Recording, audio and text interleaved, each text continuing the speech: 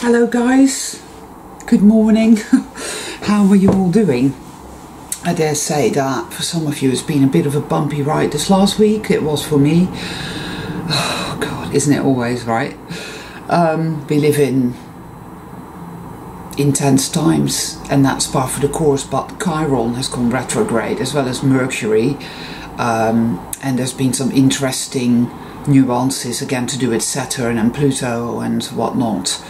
But when Chiron goes retrograde, we delve yet again into the deepest wound, which is identity. What am I? What am I? Who am I? Why? What am I in relation to this reality? What is this reality? The great big I am questions around sovereignty, power, how to use power, what power is, why are you here, and so forth and so on. These are very, very, very deep, nebulous questions, and these questions are asked whilst you're living, existing, being somehow in a very hostile environment where psychological warfare is the norm. It literally is like trying to find your way out of a dark maze that keeps shifting patterns. You know, when we came here, maybe some of us kind of didn't think it was going to be quite this hard, did we? Oh man, it's been intense. It's been very intense. So today I wanted to talk a little bit about, I wanted to start off with psychic attack, which it means different things to different people, and it manifests differently in different people's lives based on, I don't know, many different things. But for me, it manifests as a kind of healing crisis. See, I believe that psychic attack ultimately is nothing to worry about. I believe that because when it happens, it is always in the form of a key, and it leads to transformation, you know.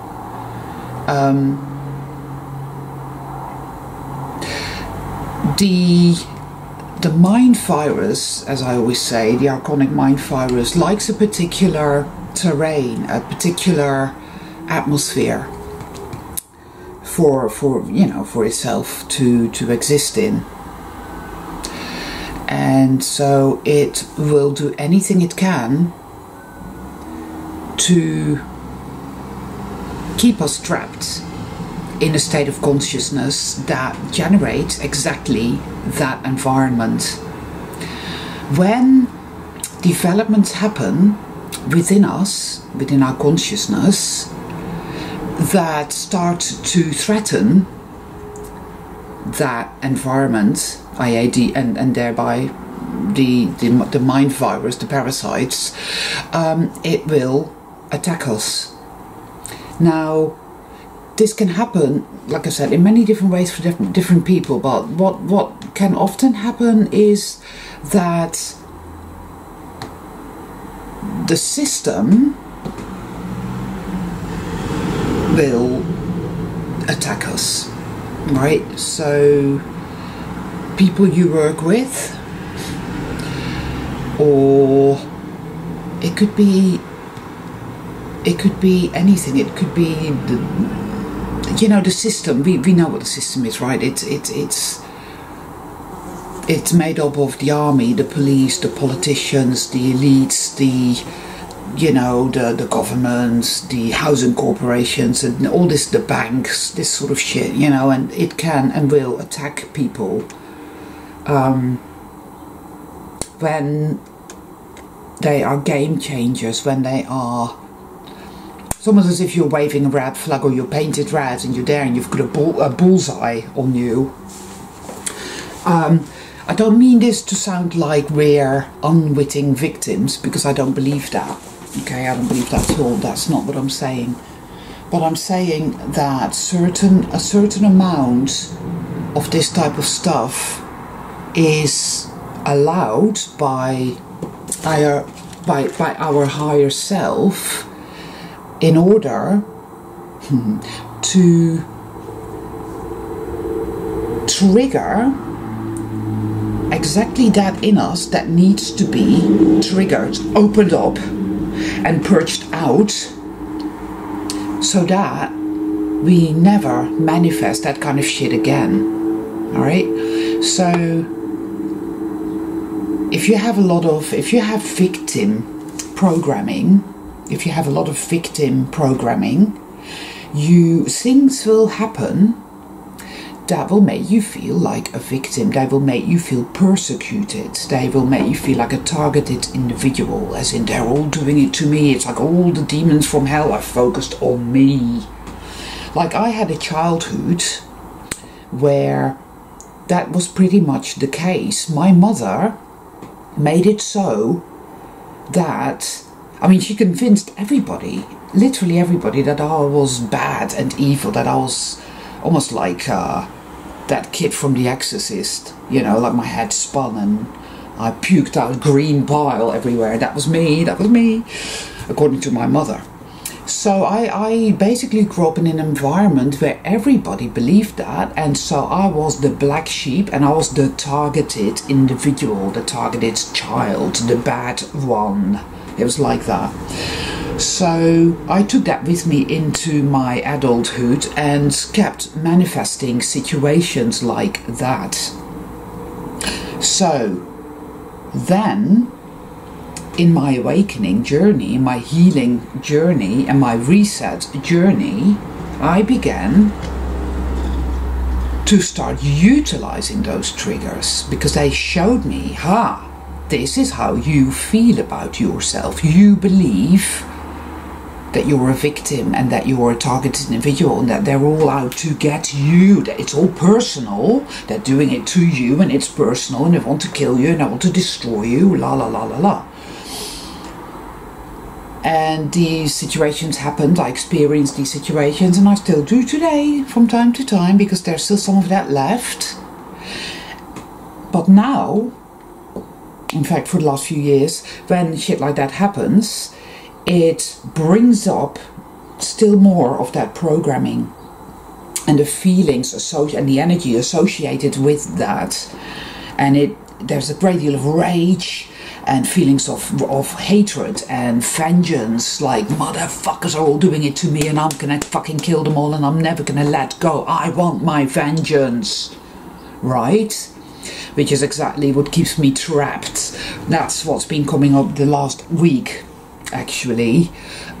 This sense of, no, I'm never gonna let go, I'm not gonna forgive, I'm not gonna let go because they have done this to me, they've gotten away with it and I want vengeance and I'm not going to let go and I'm not gonna surrender and I'm not gonna trust motherfuckers, all that, which of course creates all kinds of shit. This is the kind of stuff that we have to face, acknowledge and release. Forgiveness is not about, oh, what they did to me is fine, I'm dandy with that. It's not about that at all. It's about giving yourself, well, it's about setting yourself free, you know. It's about setting yourself free, because you're punishing yourself. I was punishing myself to an extent with that, because it's programming, you know. We are always programmed to hold on to shit, and vengeance is it's like the super glue of non-surrender, of not letting go. It's super glue, it's vengeance, you know. And when you have a lot of Scorpio in your chart, like what, then vengeance, you know. I mean, hey, I could start a super glue shop. I mean, I have a lot of vengeful type shit going on, and so I had to work through that and focus on, hey, I need to start letting that go. And of course the shadow part of me, the darkest part of our shadow, which is what comes up in Chiron, you know, the most resistant parts of us that have no faith, no trust, nothing, that can see only darkness, that can see only abuse and so forth and so on. Well, that part of me was really kicking up a fuss and was going, no, no, no. It was hard going, but I worked through it by, and love helps us do that. Love helps us do that. It was hard going because I had to make a concerted effort, and I had to talk myself through it as well. I had to keep on remembering and keep, you know, reminding myself what holding on to hate and holding on to vengeance, even though you're never going to get it, actually, was doing to me. I mean, my gut was, my indigestion, like, whoa, went through the roof. So I did a lot of journaling with that, and paying attention with that, and generally shifting it now, letting go of that particular self-flagellation energy. Because you see, when you choose not to forgive, and forgiveness, again, forgiveness is not about saying it was all right what they did. It's not. It's seriously not. Fuck. It was disgusting. It is disgusting. Right, the way we're treated, the way our parents treat us, the way we treat ourselves, because we're taught to treat ourselves a certain way. Everything in this world, so much of it is so horrendously wrong. The hatred we feel, the rage we feel, the vengeance we feel, all of it has to be honored, it has to be acknowledged. All of that is very important. We feel that, we are with that, we acknowledge that, and we also acknowledge that we have reasons for feeling that way and a right to feel that way. But we also, whilst we're doing that, acknowledge that with self-love, it's time to start releasing that, because we are hurting ourselves.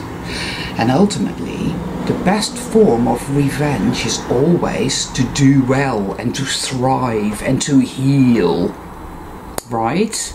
Always the best form of revenge, people. So, by letting go, surrendering and forgiving for our own sakes, we are actually getting our revenge, because we will heal, we will thrive, and we will blossom. Okay.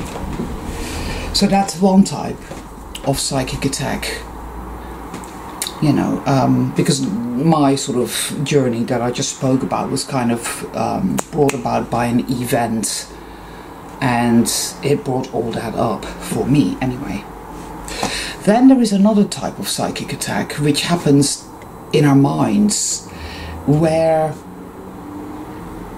you know, these intrusive thoughts, these horrible thoughts that are just, it's just sabotage, man. It's sabotage.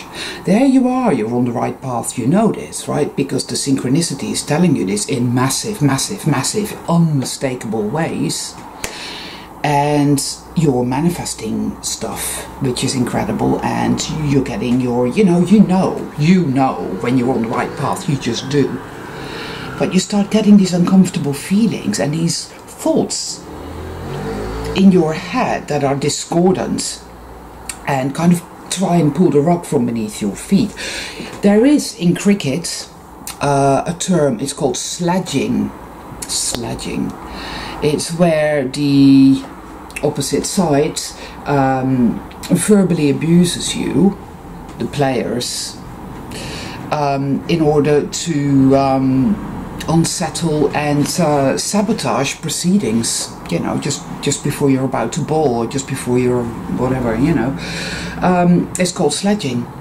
Well, the Archonic Mind Virus does exactly the same thing. And if you really pay attention to what goes on in your head throughout the day, you will find that when you are on the right path, something happens in your mind and it starts to play up. You get these weird discordant little thoughts, these me. I'm trying to think of an example.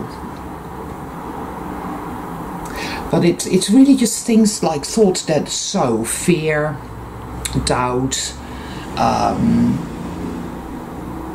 you know, a sense of unsettledness, a sense of maybe things aren't going to be all right, and you know, it again, and the mind virus can only do this because there is still poison within us, programming, trauma. That is what it uses against us. It latches onto that within us, you see, because we are purging, aren't we? We're going through this massive shift and we're purging all this crap up and out, up and out, up and out. So it has less and less and less to attach itself to attack you with, as it were. So it's freaking out. I find that the more we are on the right path, the more it tends to kind of try and do that. But of course we get better and better at deflection, I find. Well, I certainly am. It's like, poof, poof, poof, you know. But every now and then it gets really clever, and the next thing you know, you're there going, you know. Again, it can do that, and it can mess with you that way, but it's only shooting itself in the foot, because again, what it will do is bring up your shit, which you can then sit with, acknowledge and heal, applying generous amounts of self-love. That's it. This is what I do, and I find that it really, really works. And the most amazing thing about it, and it to me it's a kind of magic, is that this way evil can never win. It can't win. It will always lose. Because we use every opportunity, every eventuality to our benefit. And we use our will, our focus, our determination, our tenacity, all gifts that we have in abundance, to defeat evil. But we don't do it by fighting against evil, by resisting it. No, no. It's a bit like the Tai Chi master. This tiny little guy, I think he was like 100 and, I don't know, fuck knows, he was ancient and he was tiny. But he was a Tai Chi master. And he had this long line of these really beefy, big guys, you know, like Buzz Lightyears, like, woo. And he said, go on then.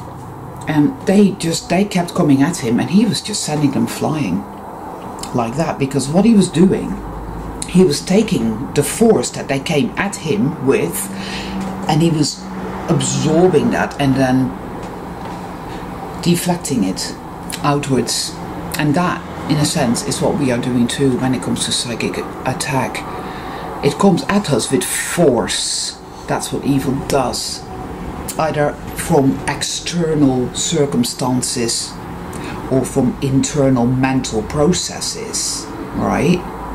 Always manipulative, gaslighty, twisty force, intrusive, attacking, parasitical, predatory. Right?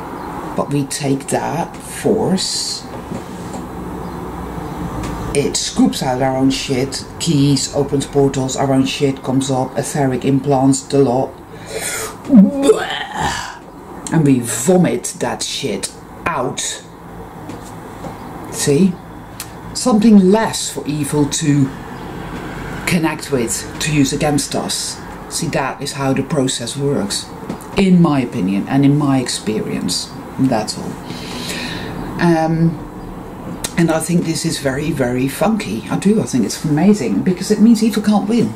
It can't win. And, you know, we're all used to being afraid every day of our lives anyway, right? And it takes us a long time to shift away from being in a constant fight or flight state, nervous system, limbic system, fear. You know, like that guy in Apocalypto, that film. Do you remember when he comes across this tribe of people who are on the run, and this guy is there, you know, like that, and his father says, haha, he has the virus of fear. It's like most people, okay, everybody exists in that perpetual state, and we are learning to go into the power and the magic of love now.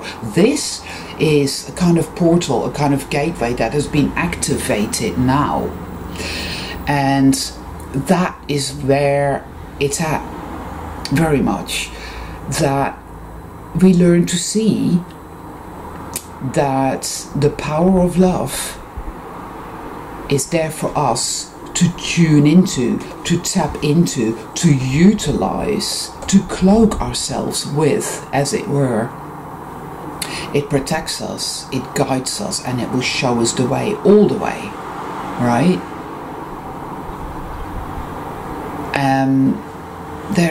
There's a lot happening with regards to that. What's up, Looms? You okay? John, are you a bit peckish again? Come here. You've had plenty of food. You're not a hungry cat. It's my Looms. He's very peckish today, aren't you? Yes, he's a peckish cat.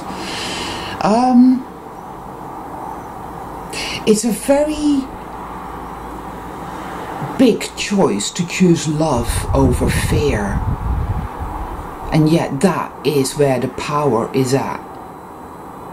I've spoken about this many times. You know, the virus will go, no, don't choose love, don't choose trust, don't choose surrender, you'll be smashed, something bad will happen. Well, of course it would say that. It wants us to stay in the dark on our fucking knees, right? When we choose love, everything calms down, right? Your nervous system calms down, your body calms down, you start to relax a little. Wow. And that is only the beginning. So much will transpire from that. So it's the ultimate choice. It's the ultimate choice. If we want to enter the magical realm, only love can help us do that.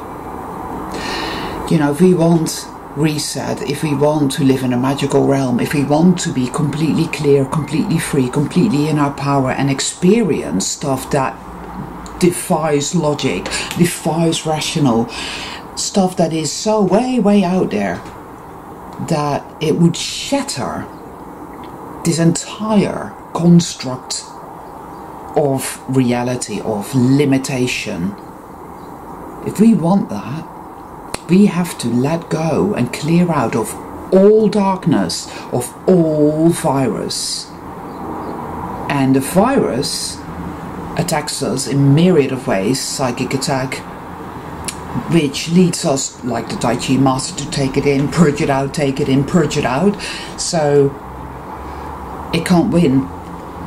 So we're doing really well. We are. We're doing very well. Well, I think we are anyway. So anyway, I think that's me for today. I didn't actually really feel like doing a video, I have to be honest. So maybe I sound a little bit meh today. If I do, I apologise.